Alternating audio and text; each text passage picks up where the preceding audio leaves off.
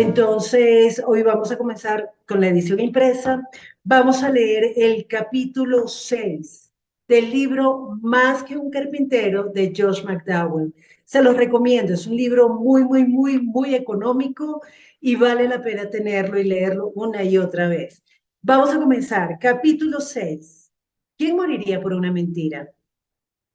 Los que desafían al cristianismo a menudo pasan por alto un aspecto de la evidencia: la transformación de los apóstoles de Jesús.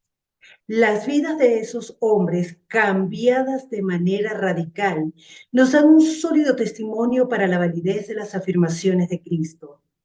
Debido a que la fe cristiana es histórica, nuestro conocimiento debe depender en gran medida del testimonio, tanto escrito como oral.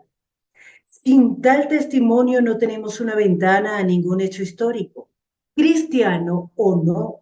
Es más, toda la historia es en esencia un conocimiento del pasado basado en el testimonio.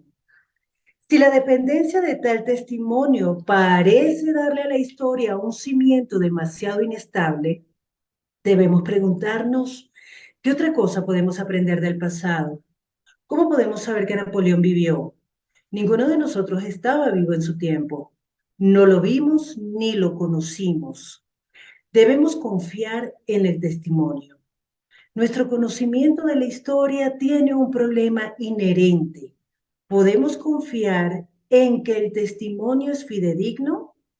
Puesto que nuestro conocimiento del cristianismo está basado en el testimonio dado en un pasado distante, debemos preguntarnos si podemos depender de su veracidad. ¿Fueron dignos de confianza los testimonios orales acerca de Jesús? ¿Podemos confiar en ellos para comunicar de manera adecuada lo que dijo e hizo Jesús? Creo que podemos hacerlo.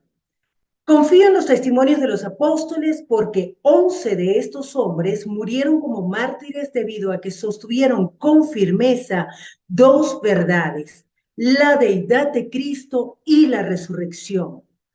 A esos hombres los torturaron y flagelaron y al final sufrieron la muerte mediante algunos de los más crueles métodos entonces conocidos. Pedro, en un principio llamado Simón, crucificado. Andrés, crucificado. Jacobo, hijo de Zebedeo, lo mataron con una espada. Juan, hijo de Zebedeo, murió de muerte natural. Felipe, crucificado. Bartolomé, crucificado. Tomás lo atravesaron con una lanza. Mateo lo mataron con una espada. Jacobo, hijo de Alfeo, crucificado. Tadeo lo mataron con flechas. Simón, el celote, crucificado. El punto de vista que escucho a menudo es, bueno, estos hombres murieron por una mentira. Mucha gente ha hecho eso. Entonces, ¿qué es lo que prueba? Sí, muchas personas han muerto por una mentira, pero creían que eso era la verdad. ¿Cuál fue el caso de los discípulos? Si la resurrección no ocurrió, es obvio que los discípulos lo hubieran sabido. No puedo encontrar ninguna otra manera de que hubieran podido engañar a estos hombres en particular. Por lo tanto, no solo habrían muerto por una mentira, es aquí el problema, sino que habrían sabido que era una mentira. Veamos varios factores que nos ayudarán a comprender la verdad precisa de lo que creían. Primero, fueron testigos presenciales. En su erudito estudio de 2006, Jesús y el testigo presencial, el profesor del Nuevo Testamento Richard Bauckham demuestra que los cuatro evangelios ofrecen testimonios confiables que tienen su origen en los mismos testigos presenciales. Los apóstoles escribieron y otros discípulos hablaron como verdaderos testigos oculares de los hechos que describían.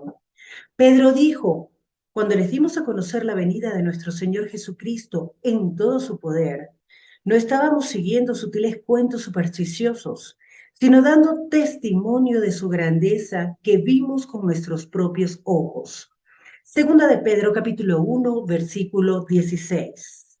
Sin duda, los apóstoles conocían la diferencia entre el mito o la leyenda y la realidad. En su primera carta, Juan enfatizó el hecho de que el conocimiento de los discípulos provenía de ser testigos presenciales, explicando cómo los demás apóstoles y él obtuvieron su información acerca de lo que Jesús hizo y dijo. Abro comillas, lo que ha sido desde el principio, lo que hemos oído, lo que hemos visto con nuestros propios ojos, lo que hemos contemplado, lo que hemos tocado con las manos. Esto les anunciamos respecto al verbo que es vida. Esta vida se manifestó. Nosotros la hemos visto y damos testimonio de ella. Y les anunciamos a ustedes la vida eterna que estaba con el Padre y que se nos ha manifestado. Les anunciamos lo que hemos visto y oído para que también ustedes tengan comunión con nosotros.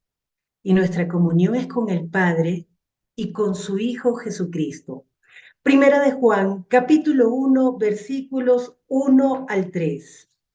Juan comenzó la última porción de su evangelio diciendo, abro comillas, Jesús hizo muchas otras señales milagrosas en presencia de sus discípulos, las cuales no están registradas en este libro. Juan capítulo 20, versículo 30. Lucas dijo, abro cita, muchos han intentado hacer un relato de las cosas que se han cumplido entre nosotros, tal y como nos las transmitieron los que desde el principio fueron testigos presenciales y servidores de la palabra. Por lo tanto, yo también, excelentísimo Teófilo, habiendo investigado todo esto con esmero desde su origen, he decidido escribírtelo ordenadamente, para que llegues a tener plena seguridad de lo que te enseñaron. Lucas capítulo 1, versículos 1 al 4. Entonces, en el libro de Hechos, Lucas describió el periodo de los 40 días después de la resurrección, cuando los seguidores de Jesús lo observaron de cerca. Abro cita, estimado Teófilo, en mi primer libro me refería a todo lo que Jesús comenzó a hacer y enseñar hasta el día en que fue llevado al cielo, luego de darles instrucciones por medio del Espíritu Santo a los apóstoles que había escogido. Después de padecer la muerte, se les presentó dándoles muchas pruebas convincentes de que estaba vivo. Durante 40 días se les apareció y les habló acerca del reino de Dios. Hechos capítulo 1, versículos 1 al 3. El tema central de los siguientes testimonios de los testigos presenciales es la resurrección de Jesús. Los apóstoles fueron testigos de su vida resucitada. Segundo, estaban convencidos. Los apóstoles pensaban que cuando muriera Jesús terminaba todo. En cuanto lo arrestaron, huyeron y se escondieron. Lee Marcos 14:50. Cuando les dijeron que la tumba estaba vacía, al principio no lo creyeron. Lee Lucas 24:11. Solo creyeron después de una amplia y convincente evidencia. Luego tenemos a Tomás, que dijo que no creería que Jesús había resucitado de los muertos hasta que no pusiera su dedo en las heridas. Más tarde, Tomás muere como mártir por Cristo. ¿Lo engañaron? Apostó su vida a que no era así. Entonces tenemos a Pedro. Negó a su Señor varias veces durante el juicio de Cristo y desertó al final. Sin embargo, algo cambió en este cobarde. Poco tiempo después de la crucifixión y la sepultura de Cristo, Pedro apareció en Jerusalén predicando con audacia bajo amenaza de muerte que Jesús era el Cristo y que había resucitado. Al final, crucificaron a Pedro de cabeza, según la tradición. ¿Qué podía haber cambiado a este aterrado desertor en un intrépido león a favor de Jesús? ¿Por qué de repente Pedro estuvo dispuesto a morir por él? ¿Engañaron al apóstol? Difícilmente. La única explicación que me satisface es la que leemos en Primera de Corintios, capítulos 15, versículo 5, que después de la resurrección de Cristo, abro comillas, se le apareció a Pedro. Pedro fue testigo de la resurrección de su Señor y creyó, hasta el punto de que estuvo dispuesto a morir por su creencia. El ejemplo clásico de un hombre convencido en contra de su voluntad fue Jacobo, el hermano de Jesús. Aunque Jacobo no era uno de los 12 originales. Lee Mateo capítulo 10, versículos 2 al 4. Más tarde le reconocieron como apóstol. Lee Gálatas capítulo 1, versículo 19. Apóstol como lo fueron Pablo y Bernabé. Leer Hechos capítulo 14, versículo 14. Mientras Jesús maduraba y se ocupaba de su ministerio, Jacobo no creía que su hermano fuera el Hijo de Dios. Lee Juan 7:5. Sin duda, Jacobo se burlaba de Jesús junto con sus hermanos, y es posible que le dijeran cosas como, ¿Tú quieres que la gente crea en ti? ¿Por qué no vas a Jerusalén y montas un gran espectáculo con todos tus milagros y sanidades? Jacobo debe haberse sentido humillado de que su hermano anduviera de un sitio para otro, avergonzando y ridiculizando el nombre de la familia con todas sus audaces afirmaciones. Yo soy el camino, la verdad y la vida. Nadie llega al Padre sino por mí. Juan 14:6. Yo soy la vid y ustedes son las ramas. Juan 15:5. Yo soy el buen pastor. Conozco a mis ovejas y ellas me conocen a mí. Juan 10:14. ¿Qué pensarías tú si tu hermano anduviese de un lado para otro de la ciudad diciendo estas cosas? Sin embargo, algo le pasó a Jacobo. Después que crucificaron y sepultaron a Jesús, Jacobo se fue a predicar a Jerusalén. Su mensaje era que Jesús murió por nuestros pecados, resucitó y está vivo. Al final, Jacobo se convirtió en una figura destacada en la iglesia de Jerusalén y escribió un libro, la Epístola de Santiago. La comenzó escribiendo, abro cita, Jacobo, siervo de Dios y del Señor Jesucristo. Santiago capítulo 1, versículo 1. Al final a Jacobo lo apedrearon hasta la muerte por orden del sumo sacerdote Ananías. ¿Qué pudo haber cambiado a Jacobo de un avergonzado burlón a uno dispuesto a morir por la divinidad de su hermano? ¿Engañaron a Jacobo? No, la única explicación posible es la que leemos en 1 Corintios 15:7. Luego, después de la resurrección de Cristo, se apareció a Jacobo. Jacobo vio al Cristo resucitado y creyó. J.P. Moreland, profesor de filosofía en la Escuela de Teología Talbot, explica el significado del hecho de que Jacobo, el hermano de Jesús, terminara creyendo en Jesús como el Mesías. Abro cita. Los evangelios nos dicen que los miembros de la familia de Jesús, entre ellos Jacobo, estaban avergonzados por quien decía ser Jesús. No creían en él, lo confrontaban. En el judaísmo antiguo era una gran vergüenza que la familia de un rabino lo aceptara.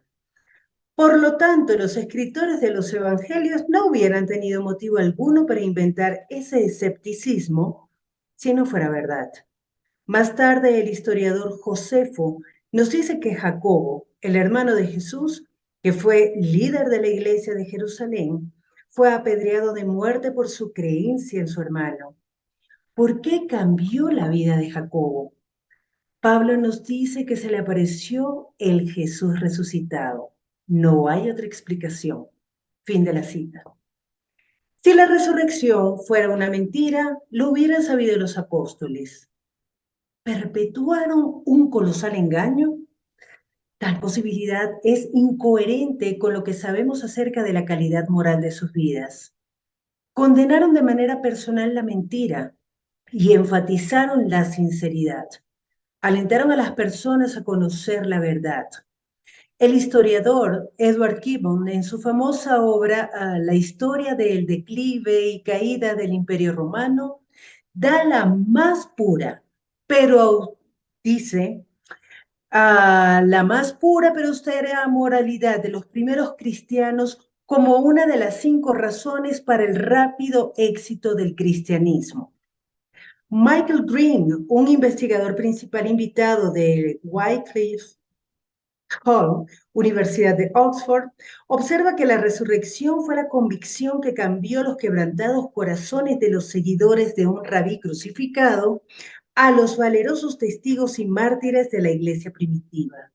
Esa fue la única creencia que separó a los seguidores de Jesús de los judíos y los transformó en una comunidad de la resurrección. Uno podría encarcelarlos, flagelarlos, matarlos, pero no podríamos hacerle negar su convicción de que resucitó al tercer día. Tercero, se convirtieron en valientes. La valerosa conducta de los apóstoles justo después de que se convencieron de la resurrección hace improbable en gran medida que todo fuera un fraude. Se convirtieron en valientes de la noche a la mañana. Después de la resurrección, Pedro, quien negó a Cristo, se mantuvo firme incluso ante amenazas de muerte y proclamó que Jesús estaba vivo. Las autoridades arrestaron a los discípulos de Cristo y los golpeaban, pero ellos pronto regresaban a la calle hablando acerca de Jesús. Lee Hechos 5:40 al 42. Sus amigos notaban su gozo y sus enemigos notaban su valor. Recuerda que los apóstoles no limitaban su valentía a ciudades desconocidas, predicaban en Jerusalén. Los discípulos de Jesús no hubieran enfrentado la tortura ni la muerte a menos que estuvieran convencidos de su resurrección. La unanimidad de su mensaje y su conducta eran asombrosas. Las probabilidades en contra de que un grupo tan grande de personas estuviera de acuerdo en un tema tan controversial eran enormes. Pero todos esos hombres estuvieron de acuerdo en la verdad de la resurrección. Si eran engañadores, es difícil explicar el por qué al menos uno de ellos no se diera por vencido ante la presión que soportaban. Blaise Pascal, el filósofo francés, escribe: el alegato de que los apóstoles eran impostores es muy absurdo. Sigamos la acusación hasta su lógica conclusión. Imaginémonos a esos 12 hombres reunidos después de la muerte de Cristo y entrando en conspiración para decir que Él resucitó. Esto habría constituido un ataque tanto contra las autoridades civiles como religiosas. El corazón del hombre es dado de manera peculiar a veleidades y cambios. Lo persuaden con promesas, lo tientan con cosas materiales. Si alguno de esos hombres hubiera sucumbido ante las tentaciones tan atractivas o le hubieran cedido el paso a los más persuasivos argumentos de prisión y tortura, todos hubieran estado perdidos. Fin de la cita. Abro cita. Cuando Jesús fue crucificado, explica J.P. Moreland, sus seguidores se desanimaron y se deprimieron. Ya no tenían confianza en que Jesús había sido enviado por Dios, porque creían que cualquier persona crucificado era maldecido por Dios. También les habían enseñado que Dios no permitiría que su Mesías sufriera la muerte. Por tanto, se dispersaron. El movimiento de Jesús quedó parado en seco. Luego, al cabo de un corto tiempo, los vemos abandonar sus ocupaciones, volver a reunirse y comprometerse a anunciar un mensaje muy específico, que Jesucristo era el Mesías de Dios, que murió en una cruz, volvió a la vida y que ellos lo vieron con vida y estuvieron dispuestos a pasar el resto de sus vidas proclamándolo sin ninguna recompensa desde el punto de vista humano. No es que los esperaba una mansión en el Mediterráneo. Enfrentaron una vida de privaciones. A menudo no tenían comida. Dormían a la intemperie. Eran ridiculizados, golpeados, encarcelados. Y finalmente la mayoría de ellos fueron ejecutados y atormentados. ¿Por qué? ¿Por buenas intenciones? No, porque estaban convencidos, más allá de toda sombra de duda, de que habían visto a Jesucristo salir vivo de entre los muertos. Lo que uno no puede explicar es cómo a este grupo particular de hombres se les ocurrió esa creencia en particular sin haber tenido la experiencia del Cristo resucitado. No hay otra explicación adecuada. Cierro cita. ¿Cómo se transformaron casi de la noche a la mañana en la indomable banda de entusiastas que desafiaba la oposición, el cinismo, el ridículo, la tribulación, la cárcel y la muerte en 3 continentes, mientras predicaban en todas partes de Jesús y la resurrección? Pregunta Michael Green. Un escritor narra de manera descriptiva los cambios que ocurrieron en la vida de los apóstoles. Abro cita. El día de la crucifixión estaban llenos de tristeza. El primer día de la semana, de alegría. En la crucifixión estaban desesperados. El primer día de la semana sus corazones resplandecían de confianza y esperanza. Cuando recibieron el mensaje de la resurrección por primera vez, fueron incrédulos y difíciles de convencer, pero una vez que llegaron a estar seguros, no volvieron a dudar jamás. ¿Qué podría justificar el cambio tan asombroso de estos hombres en tan poco tiempo? La simple eliminación del cuerpo del sepulcro nunca podía haber transformado su espíritu ni su carácter. 3 días no son suficientes para que aparezca de repente una leyenda que los afecte tanto. El proceso de formación de una leyenda necesita tiempo. Es una realidad psicológica que exige una total explicación.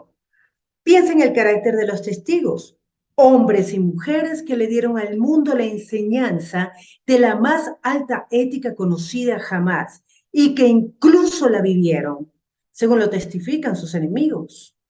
Piensa en el absurdo psicológico de imaginar una pequeña banda de cobardes en un aposento alto un día y pocos días después transformados en una compañía que no podía silenciar la persecución. Y luego intenta atribuir a ese extraordinario cambio a nada más convincente que una desdichada fabricación que trataban de imponerle al mundo. A decir verdad, esto no tendría sentido. Cierro cita. El historiador de la Iglesia, Kenneth Scott Latourette, escribe, abro cita, los efectos de la resurrección y la venida del Espíritu Santo sobre los discípulos fueron de gran importancia. De los desalentados y desilusionados hombres y mujeres que con tristeza volvían la vista atrás a los días cuando esperaban que Jesús fuera quien redimiría a Israel, se convirtieron en una compañía de entusiastas testigos. Cierro cita.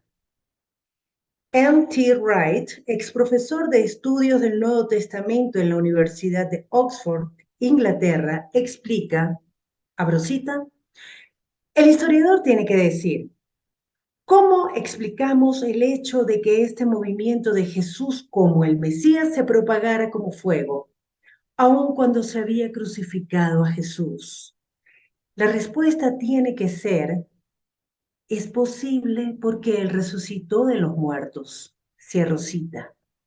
Paul Little, quien fuera profesor asociado de evangelización de la Escuela de la Divina Trinidad, pregunta, abro cita, ¿son estos hombres que ayudaron a transformar la estructura moral de la sociedad unos mentirosos consumados o locos engañados? Estas alternativas son más difíciles de creer que el hecho de la resurrección y no existe evidencia que las apoye. La firmeza de los apóstoles aún ante la muerte no se puede justificar con habilidad. De acuerdo con la Enciclopedia Británica, el filósofo Orígenes registra que a Pedro lo crucificaron de cabeza. El historiador cristiano Herbert Borgman describe la muerte de los apóstoles. Abro cita. De este modo a Pedro, como profetizó nuestro Señor, lo vistió otro. y lo llevaron a la muerte a lo largo de la vida.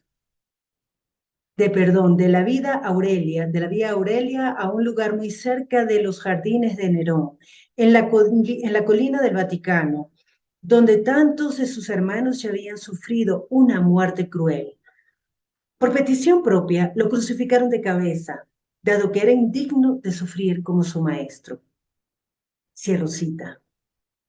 Harold Mattingly, que fuera profesor emérito en la Universidad de Leeds, escribe en su texto de historia, abro cita, los apóstoles San Pedro y San Pablo sellaron su testimonio con su sangre.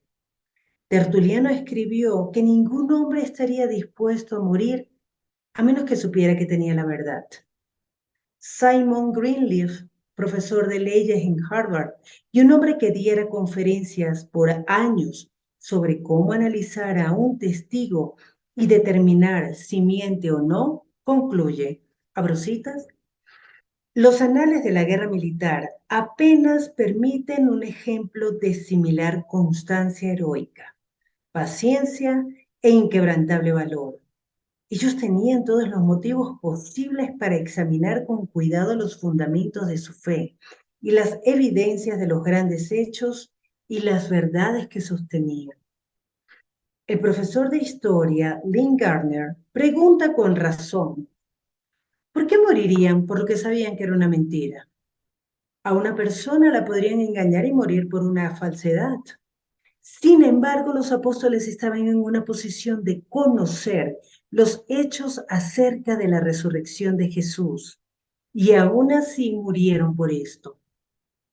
Tom Anderson, expresidente de la Asociación de Abogados de California, declara, supongamos que las narraciones escritas de sus apariciones a cientos de personas sean falsas. Quiero plantear una pregunta. Con un hecho tan bien divulgado, ¿no crees que es razonable que un historiador, un testigo ocular, un antagonista registre para siempre que había visto el cuerpo de Cristo?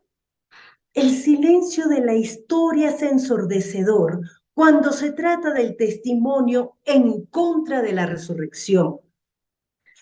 J.P. Moreland destaca, no conozco ningún historiador que dude de que el cristianismo comenzó en Jerusalén solo unas semanas después de la muerte de Jesús ante testigos presenciales favorables y hostiles.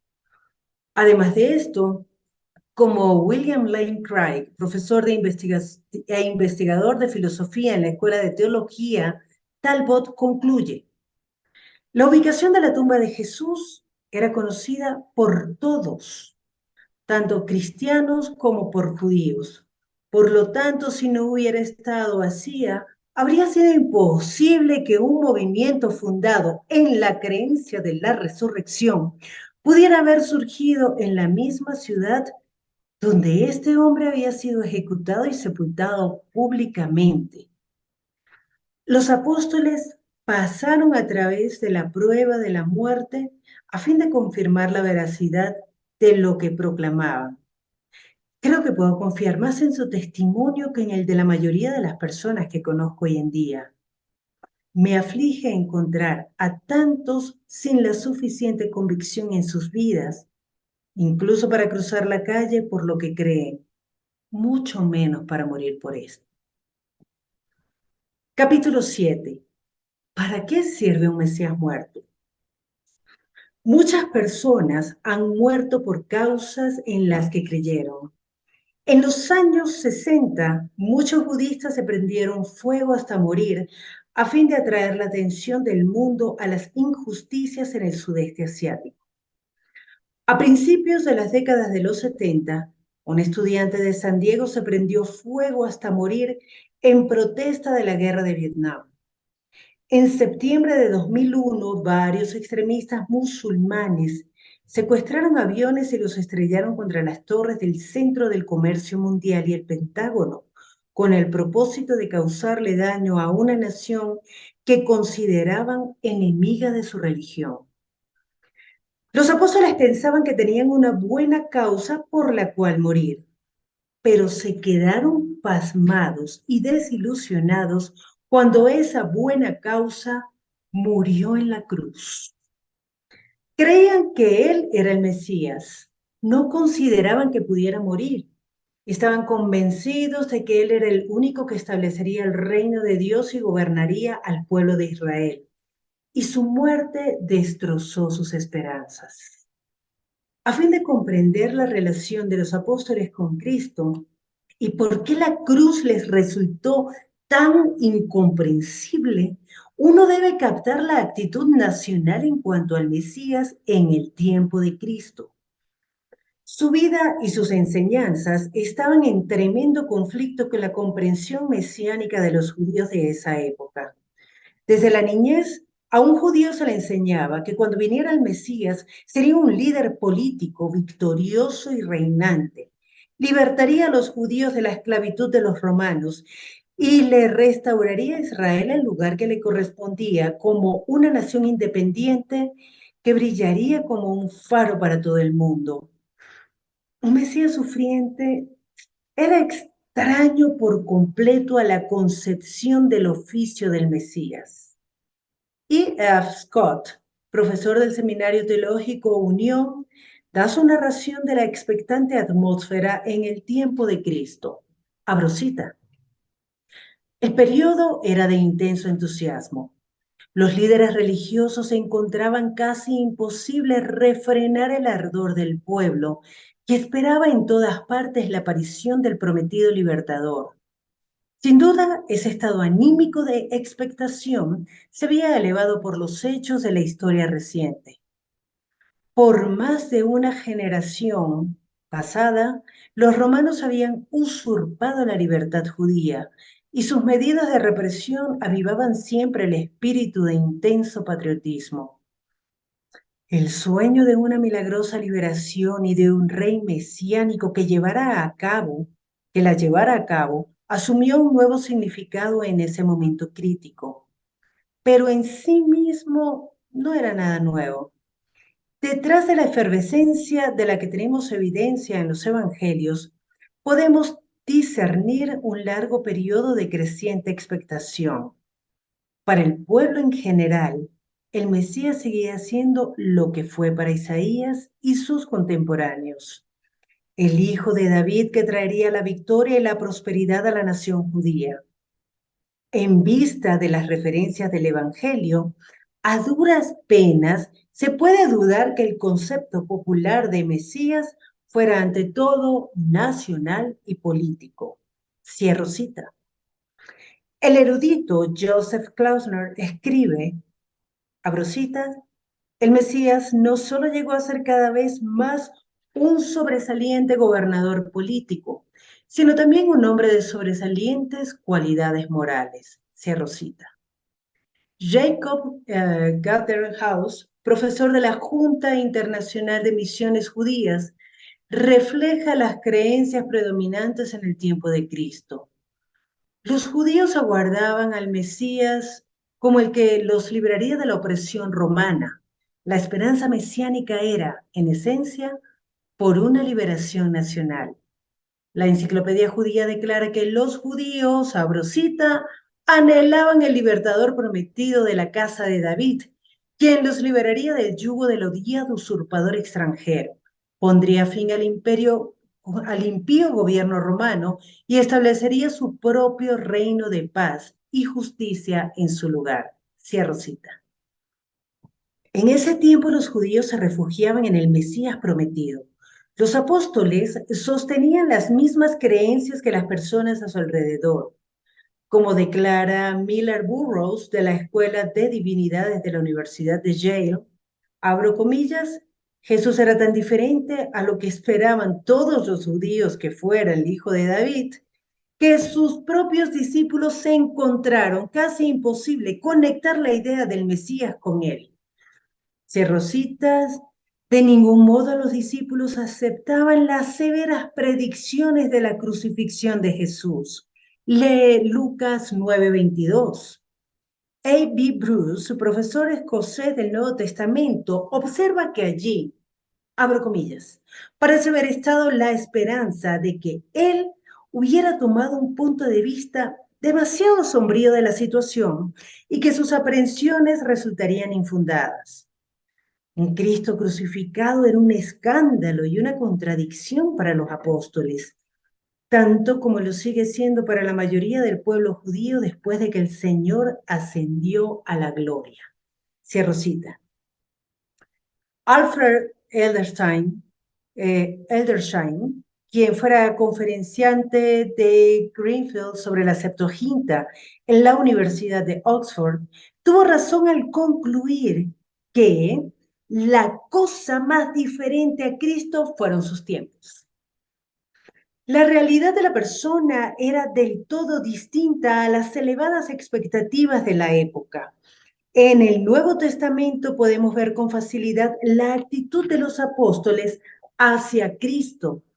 Todo acerca de él reunía sus expectativas de un Mesías reinante.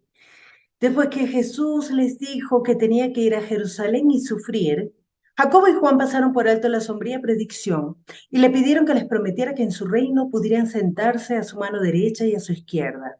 Lee Marcos 10, 32, 38. ¿En qué tipo de Mesías estaban pensando? ¿En un sufriente y crucificado? No, veían a Jesús como un gobernante político. Él les indicó que habían malinterpretado lo que tenía que hacer. No sabían lo que le pedían. Cuando predijo de manera explícita su sufrimiento y crucifixión, la idea era tan ajena para la mentalidad de los apóstoles que no podían adivinar lo que significaba. Lee Lucas 18, 31 al 34. Debido a sus antecedentes y su preparación en la expectación general mesiánica de los judíos, pensaban que estaban en algo bueno. Entonces llegó el Calvario. Todas las esperanzas de que Jesús fuera su Mesías murieron en la cruz. Regresaron a sus hogares desalentados por todos esos años desperdiciados con Jesús. George Eldon Ladd, ex profesor de Nuevo Testamento en el Seminario Teológico Fuller, escribe, abro cita, esta es también la razón por la que sus discípulos lo abandonaron cuando lo arrestaron.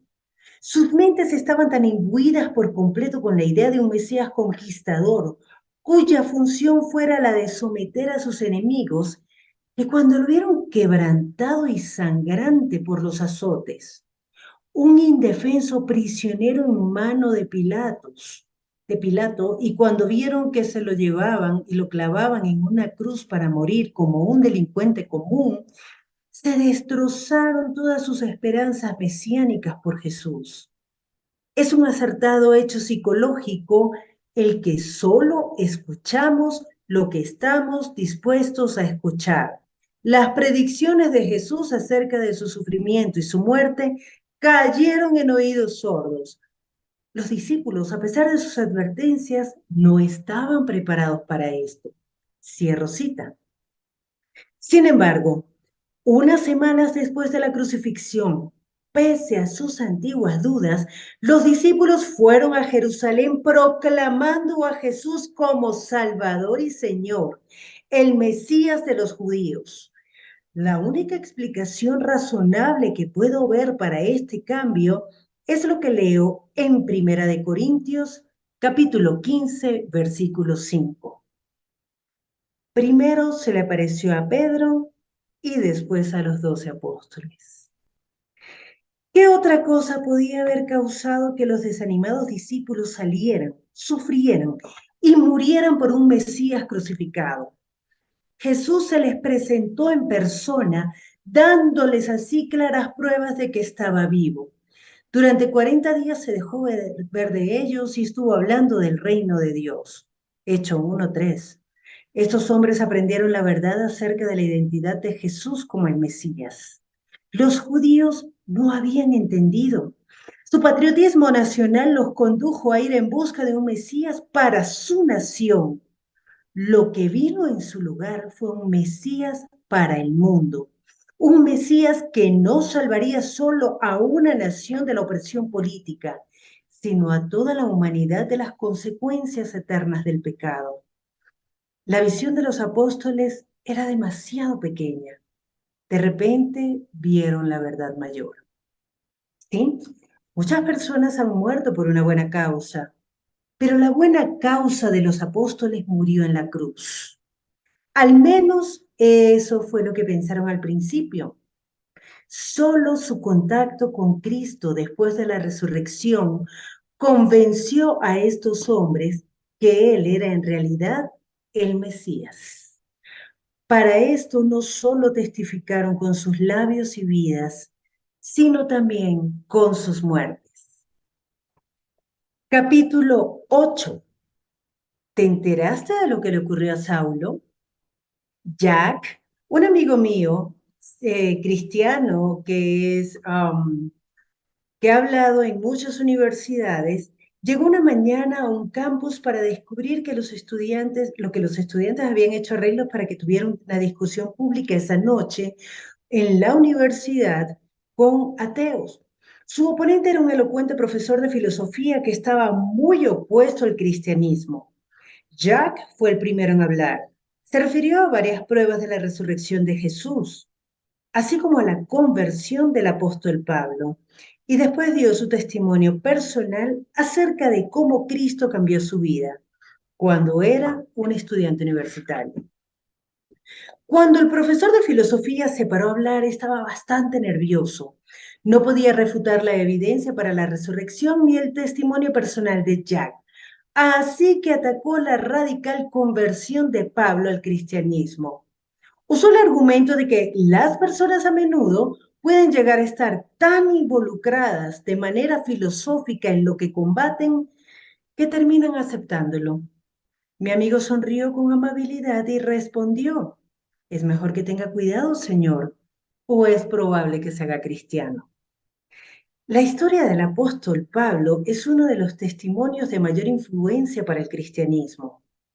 Saulo de Tarso, quizá el más rabioso adversario del cristianismo primitivo, se convirtió en el apóstol Pablo, el más dinámico e influyente portavoz para el nuevo movimiento. Pablo era un hebreo fanático, un líder religioso. Su nacimiento en Tarso le puso en contacto con el aprendizaje más avanzado de su época. Tarso era una ciudad universitaria conocida por sus filósofos estoicos y su cultura. Estrabón, el geógrafo griego, alabó a Tarso por su ávido interés en la educación y la filosofía. Pablo, al igual que su padre, poseía la ciudadanía romana, un alto privilegio. Pablo parecía ser bien versado en la cultura y el pensamiento helenístico. Tenía un gran dominio del idioma griego y mostraba excelente habilidad dialéctica. A menudo mencionaba a los poetas y filósofos menos conocidos. En uno de sus sermones, Pablo cita y hace referencia a Epímenes, Arato y Cleantes, Epiménides, perdón, Arato y Cleantes, puesto que en él vivimos, nos movemos y existimos, como algunos de sus propios poetas griegos han dicho, de él somos descendientes. Hechos 17:28. En una carta, Pablo cita a Menandro, no se dejen engañar, las malas compañías corrompen las buenas costumbres. Primera de Corintios 15:33. En una carta posterior a Tito, Pablo cita de nuevo a Epiménides. Fue precisamente uno de sus propios profetas el que dijo, los cretenses son siempre mentirosos, malas bestias, glotones perezosos. Tito capítulo 1, versículo 12. La educación de Pablo fue judía y se llevó a cabo bajo las estrictas doctrinas de los fariseos. Cuando Pablo tenía unos 14 años de edad, lo enviaron a estudiar bajo la tutela de Gamaliel, el nieto de Hiliel, y uno de los eminentes rabinos de la época. Pablo aseguró que no solo era un fariseo, sino también el hijo de fariseos. Lee Hechos 23:6. Se podría jactar. En la práctica del judaísmo, yo aventajaba a muchos de mis contemporáneos en mi celo exagerado por las tradiciones de mis antepasados. Gálatas 1:14. A fin de comprender la conversión de Pablo, es necesario ver por qué era un anticristiano de manera tan vehemente. Fue su devoción a la ley judía lo que provocó su inflexible oposición a Cristo y a la iglesia primitiva. La ofensa de Pablo con el mensaje cristiano no se debía, como escribe el teólogo francés Jacques Dupont, abro cita, a la afirmación de la posición del Mesías de Jesús, sino a que le atribuían a Jesús un papel de salvador que le robaba a la ley todo su valor en el propósito de la salvación. Pablo era violentamente hostil a la fe cristiana debido a la importancia que le atribuía a la ley como camino de la salvación. Cierro cita. La Enciclopedia Británica declara que los miembros de la nueva secta del judaísmo se autodenominaban cristianos y atacaban la esencia de la preparación judía y los estudios rabínicos de Pablo. Se convirtió en un apasionado en cuanto al exterminio de esta secta. Lee Gálatas 1:13. Por lo tanto, Pablo comenzó su persecución hasta su muerte, hasta la muerte de todos los cristianos. Lee Hechos 26, 9, 11. Su determinación empezó a destruir la iglesia. Lee Hechos 8:3. Partió para Damasco con los documentos que le autorizaban a capturar a los seguidores de Jesús y traerlos de regreso a enfrentar el proceso judicial. Entonces, algo le pasó a Pablo. Leamos Hechos capítulo 9, del versículo 1. Saulo, antiguo nombre de Pablo, respirando aún amenazas y muerte contra los discípulos del Señor, vino al sumo sacerdote y le pidió cartas para las sinagogas de Damasco, a fin de que si hallase algunos hombres o mujeres de este camino, los trajese presos a Jerusalén. Mas yendo por el camino, aconteció que al llegar cerca de Damasco, repentinamente le rodeó un resplandor de luz del cielo, y cayendo en tierra, oyó una voz que le decía: Saulo, Saulo, ¿por qué me persigues? Él dijo: ¿Quién eres, Señor? Y le dijo: Yo soy Jesús, a quien tú persigues. Dura cosa te es de estar coces contra el aguijón. Él, temblando y temeroso, dijo: Señor, ¿qué quieres que yo haga? Y el Señor le dijo: Levántate y entra en la ciudad, y se te dirá lo que debes hacer. Y los hombres que iban con Saulo se pararon atónitos, oyendo a la verdad la voz, mas sin ver a nadie. Entonces Saulo se levantó de tierra, y abriendo los ojos no veía a nadie. Así que llevándole por la mano le metieron en Damasco, donde estuvo 3 días sin ver, y no comió ni bebió. Había entonces en Damasco un discípulo llamado Ananías, a quien el Señor dijo en visión: Ananías. Y él respondió: heme aquí. Y el Señor le dijo: levántate y ve a la calle que se llama Derecha, y busca en casa de Judas a uno llamado Saulo de Tarso, porque he aquí, él ora, y ha visto en visión a un varón llamado Ananías que entra y le pone las manos encima para que recobre la vista. Entonces Ananías respondió: Señor, he oído de muchos acerca de este hombre, cuántos males ha hecho a tus santos en Jerusalén, y aún aquí tiene autoridad de los principales sacerdotes para prender a todos los que invocan tu nombre. El Señor le dijo: ve, porque instrumento escogido me es este para llevar mi nombre en presencia de los gentiles y de reyes y de los hijos de Israel, porque yo le mostraré cuánto le es necesario padecer por mi nombre. Fue entonces Ananías y entró en la casa, y poniendo sobre él las manos, dijo: Hermano Saulo, el Señor Jesús, que se te apareció en el camino por donde venías, me ha enviado para que recibas la vista y seas lleno del Espíritu Santo. Y al momento le cayeron de los ojos como escama, y recibió al instante la vista, y levantándose fue bautizado, y habiendo tomado alimento, recobró fuerzas. Hechos capítulo 9, versículos 1 al 19. Como resultado de esta experiencia, Pablo se consideró un testigo del Cristo resucitado. Más tarde escribió, por último, como a uno nacido fuera de tiempo, se me apareció también a mí. Primera de Corintios 15:8. Pablo no solo vio a Jesús, sino que lo vio de una manera irresistible. La proclamación del Evangelio no era una opción, sino una necesidad. Abro cita, cuando predico el Evangelio, no tengo de qué enorgullecerme, ya que estoy bajo la obligación de hacerlo. Cierro cita, Primera de Corintios 9:16. Nota que el encuentro de Pablo con Jesús y su posterior conversión fueron repentinos e inesperados. Una intensa luz del cielo relampagueó de repente a mi alrededor. Hechos 22:6.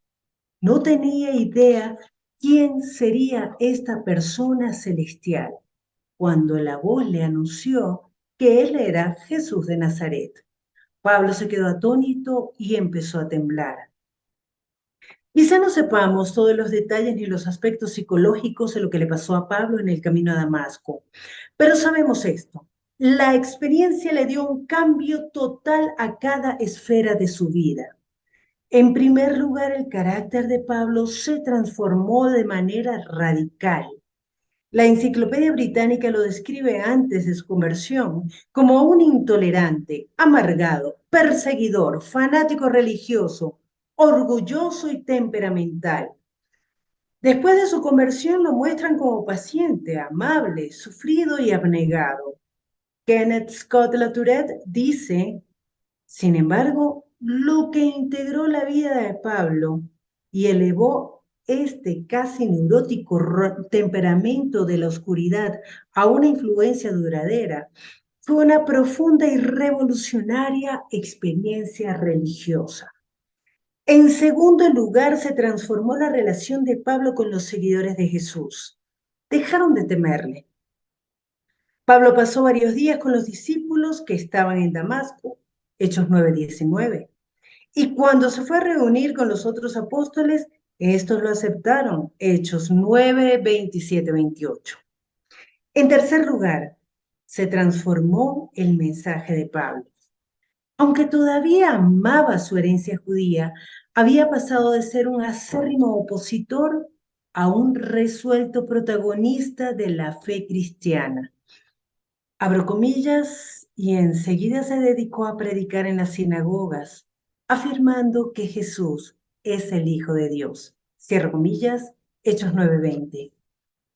Cambiaron sus convicciones intelectuales.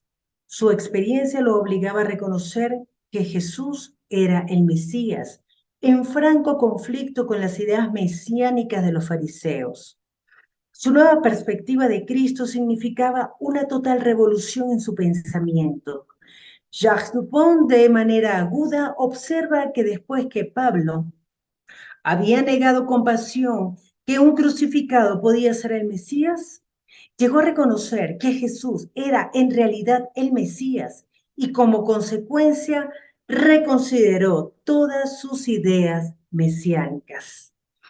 Además, ahora Pablo podía comprender que la muerte de Cristo en la cruz, que parecía ser una maldición de Dios y un deplorable final para una vida, era en realidad la reconciliación de Dios con el mundo por medio de Cristo. Pablo llegó a entender que a través de la crucifixión, Cristo llevó la maldición del pecado sobre sí mismo por nosotros. Lee Gálatas 3:13. Y que Dios tomó a Cristo, que no tenía pecado, y arrojó sobre él nuestros pecados. Y luego, para colmo de maravilla, nos declaró justos, nos justificó. Segunda de Corintios, capítulo 5, versículo 21. En lugar de ver la muerte de Cristo como una derrota, la vio como una gran victoria, completada por la resurrección. La cruz ya no era piedra de tropiezo, sino la esencia de la redención mesiánica de Dios. La predicación misionera de Pablo se puede resumir de la siguiente manera. Les explicaba y demostraba que era necesario que el Mesías padeciera y resucitara. Les decía, este Jesús que les anuncio es el Mesías. Hechos 17:3. En cuarto lugar, se transformó la misión de Pablo. Pasó de ser un enemigo de los gentiles a un misionero para los gentiles. Cambió de judío fanático a evangelista para los no judíos. Como judío y fariseo, Pablo menospreciaba a los despreciados gentiles como inferiores al pueblo escogido de Dios. La experiencia en Damasco lo transformó en un fervoroso apóstol, con su misión de la vida encaminada a darles ayuda a los gentiles. Pablo veía que el Cristo que se le apareció era en realidad el Salvador para todo el pueblo. Pablo pasó de ser un fariseo ortodoxo, cuya misión era preservar el judaísmo estricto, a ser un propagador de la buena nueva y radical secta llamada cristianismo, a la que se había opuesto con tanta violencia. El cambio en él fue tan profundo que todos los que le oían se quedaban asombrados y preguntaban, ¿no era él el que en Jerusalén perseguía a muerte a los que invocaban este nombre? ¿Y no ha venido aquí para llevarse los presos y entregarlos a los jefes de los sacerdotes? Pero Saulo cobraba cada vez más fuerzas y confundía a los judíos que vivían en Damasco, demostrándoles que Jesús es el Mesías. Hechos 9, 21 y 22. El historiador Phyllis Jubb declara, la conversión de Pablo no solo marca un momento decisivo en su historia personal, sino también una importante época en la historia de la Iglesia Apostólica y por consiguiente en la historia de la humanidad. Fue el más fructífero acontecimiento desde el milagro de Pentecostés y aseguró la victoria universal del cristianismo. Un día, durante el almuerzo en la Universidad de Houston, me senté junto a un estudiante. Mientras discutíamos del cristianismo, me declaró que no había evidencia histórica para el cristianismo ni para Cristo. Le pregunté por qué pensaba eso. Estaba haciendo su licenciatura en historia y entre sus libros de texto estaba uno de historia romana que contenía un capítulo que se ocupaba del apóstol Pablo y del cristianismo. El estudiante había leído el capítulo y encontró que comenzaba con la descripción de la vida de Saulo de Tarso y terminaba describiendo la vida del apóstol Pablo. El libro declaraba que no estaba claro lo que ocasionó el cambio. Me dirigí al libro de Hechos y le expliqué la aparición de Cristo posterior a su resurrección a Pablo. El estudiante vio de inmediato que esta era la explicación más lógica para la conversión radical de Pablo. Esta pequeña evidencia faltante hizo que las piezas cayeran en su lugar para este joven. Más tarde se convirtió al cristianismo. Elias Andrews, exdirector del Colegio Teológico de Queen, comenta, muchos han encontrado en la radical transformación de este fariseo de fariseos la más convincente evidencia de la verdad y el poder de la religión a la que se convirtió, así como también el supremo valor y lugar de la persona de Cristo. Archibald McBride, quien fuera profesor en la Universidad de Aberdeen, escribe de Pablo, al lado de sus logros, las hazañas de Alejandro y Napoleón son insignificantes. Clemente de Alejandría, erudito cristiano de la antigüedad, dice que Pablo soportó las cadenas 7 veces, predicó el evangelio en el este y el oeste, llegó a los confines del oeste y murió como mártir bajo los gobernantes. Pablo declaró una y otra vez que la vida del Jesús resucitado había transformado su vida. Estaba tan convencido de la resurrección de Cristo de los muertos que él también murió como mártir por sus creencias. Dos amigos educados en Oxford, el autor Gilbert West y el estadista Lord George Lyttelton, estaban decididos a destruir la base de la fe cristiana. West iba a demostrar la falacia de la resurrección y Lyttelton iba a probar que Saulo de Tarso nunca se convirtió al cristianismo. Ambos hombres llegaron a un giro total en sus posiciones y se convirtieron en fervientes seguidores de Jesús. Lord Lyttelton escribe: la conversión y el apostolado de San Pablo por sí solos, considerados como es debido, fueron en sí una demostración suficiente que confirma que el cristianismo es una revelación divina. Llega a la conclusión de que si por los 25 años de sufrimiento y servicio por Cristo de Pablo fueron una realidad, su conversión era cierta, pues todo lo que hizo comenzó con ese cambio repentino. Y si la conversión de Pablo fue cierta, Jesucristo se levantó de los muertos, pues todo lo que Pablo fue e hizo se lo atribuyó a que presenció al Cristo resucitado.